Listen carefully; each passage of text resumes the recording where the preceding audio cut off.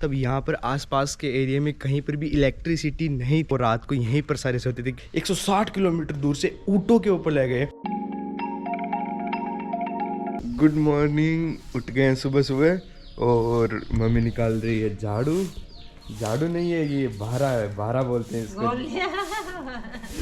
भारा ही तो होता है मम्मी, भारा। जो राजस्थान के विशेष प्रकार के खीप होती है उससे बनाया जाता है। कच्ची मिट्टी में निकालते हैं। अच्छा, और पापा जी आप करेंगे योगा? रूटीन का मेरा काम है सुबह उठ के और पहले योगा करना। योगा करने के बाद में सर्दियों का टाइम है इसलिए थोड़ा मैं खजूर खाता हूँ। खजूर खा के और उसके बाद में मेरा डेली का काम करता हूँ। पूरे दिन ऐसे अंदर की झाड़ू बाहर की झाड़ू इसी में लग रहे हैं। हाँ, मम्मी तो पूरे दिन झाड़ू निकालती रहती है, अंदर की बाहर की, इसी में मम्मी की पूरी योगा हो जाती है।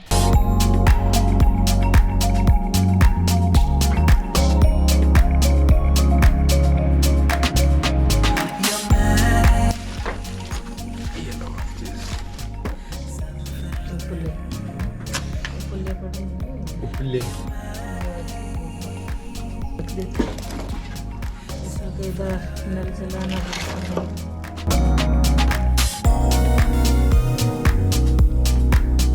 सबको मिलजुल के काम करना चाहिए। उधर मम्मी आग जला रही है पानी गर्म करने के लिए, पापा जी तो हमने छान रहे हैं।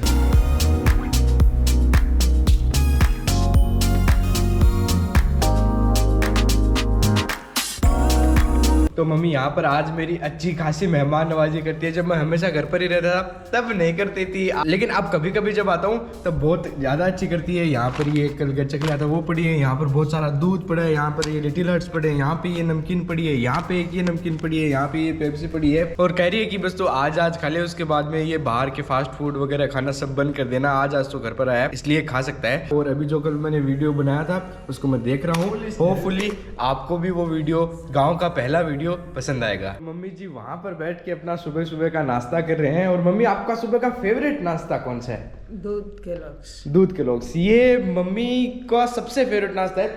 एक दिन अच्छा इस बार केलॉग्स खाने लग गई, ओट्स बंद कर दिए क्या? ओट्स बंद कर। अच्छा, एक बार पहले ओट्स खाती थी, ओट्स सुबह सुबह ओट्स और दूध, आजकल ओट्स बंद कर दिए और केलॉग्स खाने लगी है। फूल मखाना भी खाते हो आप? क्योंकि मेरे पैर में दर्द रहता है ना, वो दर्द के लिए अच्छा रहता है। अच्छा नहीं मम्मी थोड़ा दूध देना, इसके अंदर थोड़ा दूध डाल दे। आएगा क्या क्या खिलाएगी मम्मी मुझे? 50 बात की चीजें पेट में। बात की नहीं, 50 तरीके मारवाड़ी छोड़ दे। तो जैसा कि मैंने आपको पिछली वीडियो के अंदर कहा था कि अगली वीडियो के अंदर मैं आपको अपने दादाजी की इस हवेली का एक टूर कराऊंगा। कुछ ऐसे इंटरेस्टिंग फैक्ट्स हैं इस हवेली के बारे में जो आप जानकर काफ़ी शौक रहने वाले हैं। तो चलिए स्टार्ट करते हैं मेरे दादाजी की इस शानदार सी हवेली का एक टूर।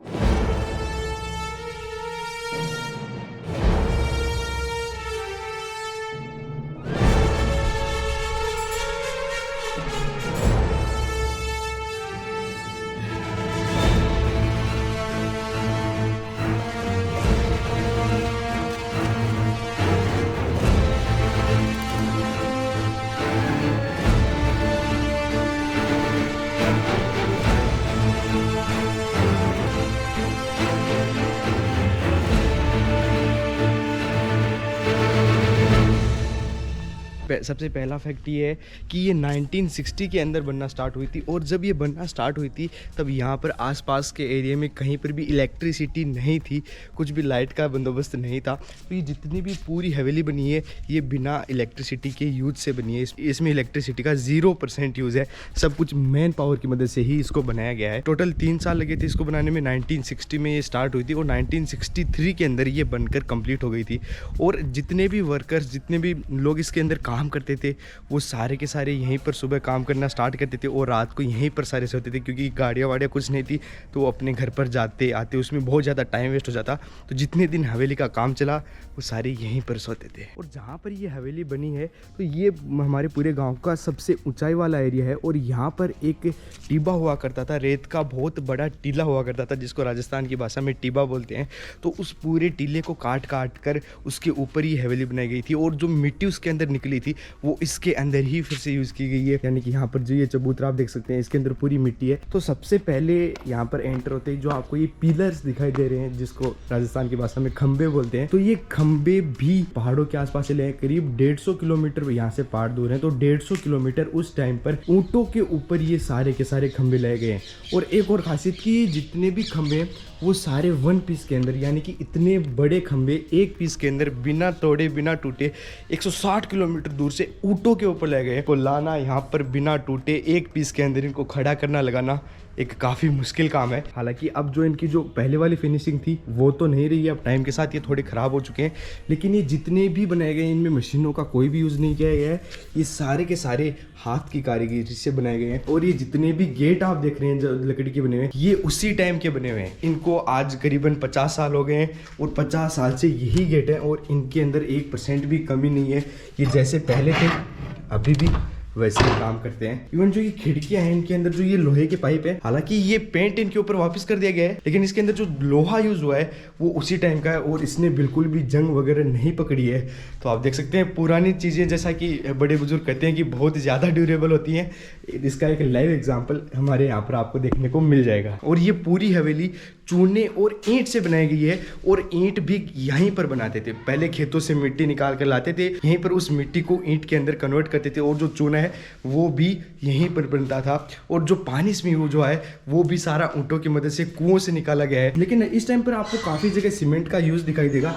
ये सीमेंट 4-5 साल पहले ही हमने इसके ऊपर लगाई थी। ये केवल प्लास्टर है सीमेंट का, क्योंकि ओवर द टाइम ये ख़राब होने लगती है, तो ये प्लास्टर कराना ज़रूरी हो गया था। बाकी जो इसके अंदर का मटेरियल है वो अभी भी सेम चूना और ईंट से बना हुआ है। अब आपको पता है कि राजस्थान के अंदर बहुत ज़्यादा गर्मी रहती है, तो जो चूने और ईंट का कॉम्बिनेशन है वो गर्म नहीं होता है, वो गर्मी के अंदर ज़्यादा ठंडा रहता है और सर्दियों के अंदर वो गर्म रहता है।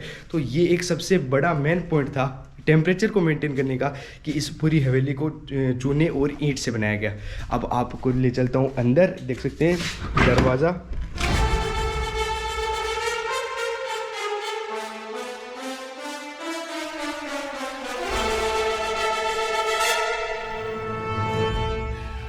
ऊपर जो आप देखेंगे जो ये गोलाई बनाई गई है, ये गोलाई भी पूरे चूने और ईंट से बनाई गई है। इसके अंदर कोई भी रोड्स वगैरह नहीं डली है। ये और इस गोलाई का फायदा ये है कि ये टेम्परेचर को काफ़ी ज़्यादा मेंटेन करने में मदद करती है।